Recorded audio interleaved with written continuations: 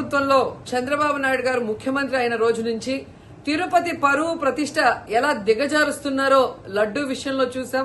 మొన్న మనుషులు చనిపోయిన విషయం మనం చూసాం. ఈ రోజు డిప్యూటీ మేయర్ ఎన్నికల్లో ఏ విధంగా మేయర్ మీద గాని, అలాగే వచ్చిన కార్పొరేటర్ల మీద, అలాగే దళిత ఎంపీ మీద దాడులు చేయడం మనం కళ్ళారా చూస్తున్నాం. ఒకవైపు వైఎస్ఆర్సీపీ నాయకులు మాకు అవసరం లేదంటూనే చంద్రబాబు నాయుడు, లోకేష్, మరోవైపు తమ నాయకులతో ఏ విధంగా కార్పొరేట్ల మీద, బస్సు మీద, అలాగే మేయర్ మీద, ఎంపీ గారి మీద దాడి చేశారు, రాళ్లతో కొట్టారు, బూతులు తిట్టారు, కొంతమందిని కిడ్నాప్ చేసి తీసుకెళ్లడం మనం కళ్ళారా చూస్తున్నాం. ఇవన్నీ కూడా పోలీసులు చూస్తుండగానే వాళ్ళ ప్రేక్షక పాత్ర వహించినప్పుడే జరగటం అనేది ఈ రాష్ట్రంలో లా అండ్ ఆర్డర్ ఎంత ఘోరంగా ఫెయిల్యూర్ అయిందో మనకు అర్థమవుతుంది. అండ్ పవన్ కళ్యాణ్ గారు, మీ ఎమ్మెల్యే, జనసేన ఎమ్మెల్యే తిరుపతిలో ఎంత దిగజారిపోయి ఈ రోజు కార్పొరేటర్ని కిడ్నాప్ చేస్తున్నారో ఒకసారి గమనించండి.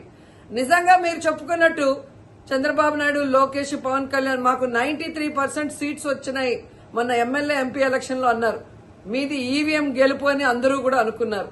అదే నిజం అనేది ఇక్కడ మళ్లీ ప్రూవ్ అయింది.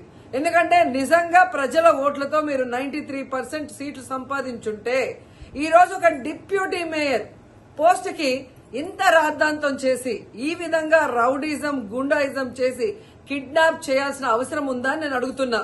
మీకు దమ్ము ధైర్యం ఉంటే, ప్రజలు మీ పక్షాన ఉన్నారు, మీ ప్రభుత్వం సక్రమంగా పనిచేస్తుంది, ఇచ్చిన హామీలు నెరవేరుస్తుంది అని మీరు నమ్ముంటే ఈ కార్పొరేటర్లతో రాజీనామా చేయించి మీ గుర్తు మీద గెలిపించుకొని మీరు ఎన్నికలు జరిపించుంటే ప్రతి ఒక్కరు మిమ్మల్ని శభాష్ ఉంటారు.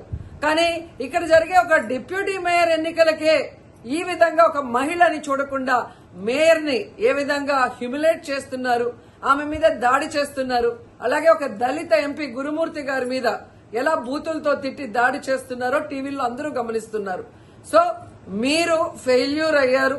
ఈ 7 నెలల కాలంలో ప్రజలు మిమ్మల్ని అసహించుకుంటున్నారన్న విషయం తెలిసి ఇలా దిగజారుడు రాజకీయాలు, రౌడీ రాజకీయాలు చేయాలనుకోవటం నిజం కాదని నేను అడుగుతున్నా. ఒకవైపు ఎలక్షన్ కమిషన్ మేము రిక్వెస్ట్ చేస్తున్నాం, ఇలాంటి కూటమి ప్రభుత్వం చేసే ఈ దారుణాలకి ఫుల్ స్టాప్ పెట్టండి. ఎవరైతే ఈ రోజు దాడి చేశారు, బూతులు తిట్టారు, కిడ్నాప్ చేశారో ఆ తెలుగుదేశం, జనసేన నాయకులందరూ కూడా టీవీల్లో కనిపిస్తున్నారు. వాళ్ళందరినీ కూడా అరెస్ట్ చేసి వాళ్ళకి పనిష్మెంట్ ఇవ్వాలి.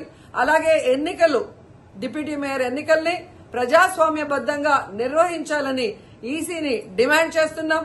అలాగే చంద్రబాబు నాయుడు, లోకేష్, పవన్ కళ్యాణ్ కి తెలియజేసుకుంటున్నాం, మీకు ప్రజల పక్షాన నిలబడి ప్రజలకి మంచి చేశాము అన్న నమ్మకం ఉంటే, మీకోసం ఎవరైనా వస్తే వాళ్ళతో రాజీనామా చేయించి మీ పార్టీ గుర్తు మీద మీరు ఎన్నికలకి వెళ్ళండి. 3 పార్టీలు ఉన్నాయిగా, బీజేపీ, తెలుగుదేశం, జనసేన. మరి మీకు ప్రజలు ఓట్లేస్తారన్న నమ్మకం లేదా?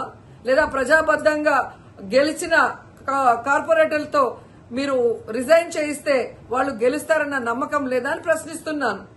సో ఒకసారి తిరుపతికి అమిత్ షా వచ్చినప్పుడు ఎలా బ్లాక్ ఫ్లాగ్స్ ఊపటం, అలాగే రాళ్లు వేయటం అనేది మనం గమనించాం. వాళ్ళు మర్చిపోయి ఉండొచ్చేమో గాని ఈ రోజు రాష్ట్రం అంతా కూడా చంద్రబాబు నాయుడు తిరుపతికి ఎవరొచ్చినా, తిరుపతిలో ఏం జరిగినా, ఏ విధంగా దిగజారుడు రాజకీయాలు చేస్తూ తిరుపతి పరువు ప్రతిష్ట మరి దిగజారుస్తున్నారో అందరూ గమనించి వాళ్ళకి బుద్ధి చెప్పాలని కూడా ప్రజల్ని కోరుకుంటున్నాను. సబ్స్క్రైబ్ చేయండి.